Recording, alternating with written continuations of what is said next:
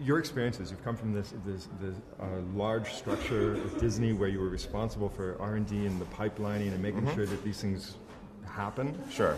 Within a very certain structure that with its own specific culture. Right. Since then, you've been consulting in China, in India. You've been encountering not only national cultures of the peoples, but also of different size houses. What's the most different production cultures. And what's the most difficult thing, or the how for you to adapt to adjusting and to getting the knowledge out within those various structures and sizes? It's a good question. I mean, it had to be more, I think, fleet of foot and adaptable in terms of taking the knowledge and experience that I have and mapping it to the specific production cultures and the specific national cultures of any given area.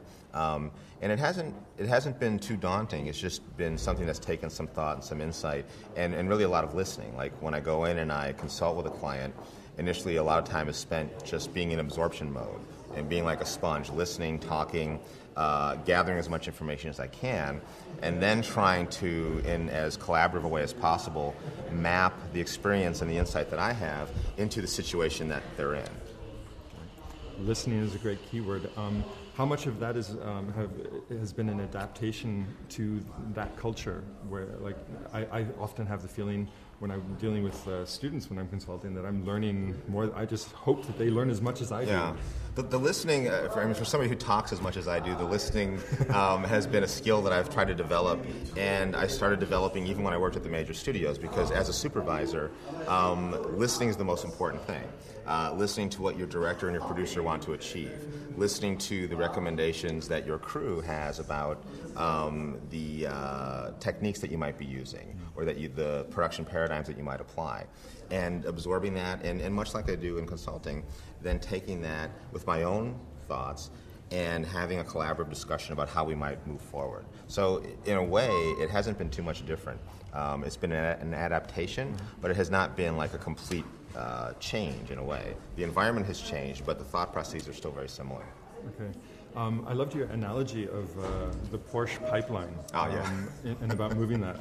I'm hoping to get a free Porsche. So if you're at Porsche, I gave you a serious plug. Please get me a car. This isn't product placement. We went to the Porsche visit, I believe, after FMX last year, and saw this. And I relate to that so much. You're in a real life situation, and you see things that are relevant. What's the last good analogy or metaphor that you've encountered?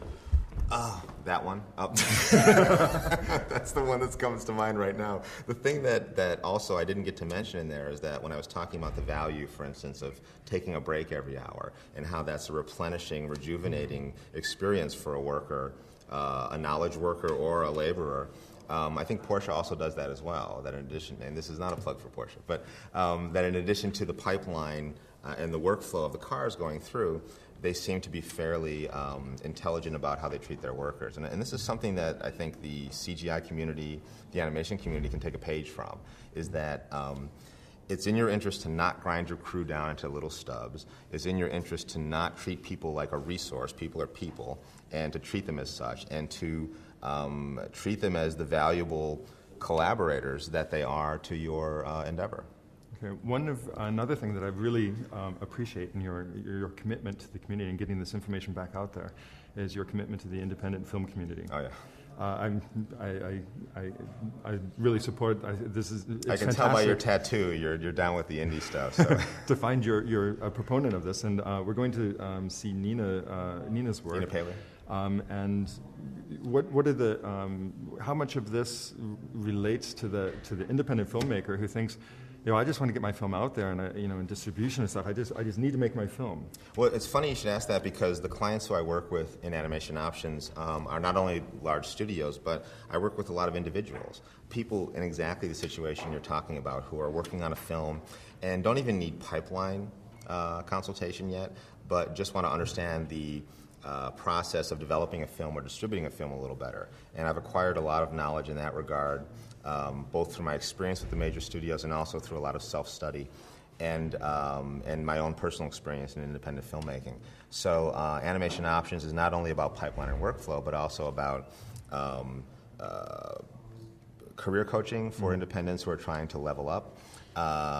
It's consultation on distribution or marketing for independents who are trying to actually compete against sort of like the big boys on the playing field. And so that's been gratifying for me, is that I've actually been able to have a mix of much like a lawyer might, of, I've got my paying clients, I've got some pro bono work that I'll do, or some seriously discounted work that I'll do for indies. Being one myself, I can relate and want to be as helpful as I can. Is there a win-win of knowledge transfer between these independent projects and these large? Absolutely. I mean, it all goes into the mix. Things feed off each other in ways that I can't even fully anticipate. But you get these things that come in from the side that you find applying in a way that you never would have guessed would have been the case. And you're sort of, it becomes very serendipitous. You're putting yourself out there and just letting these things sort of ping pong off of you and work through you in a way that's quite interesting. Okay.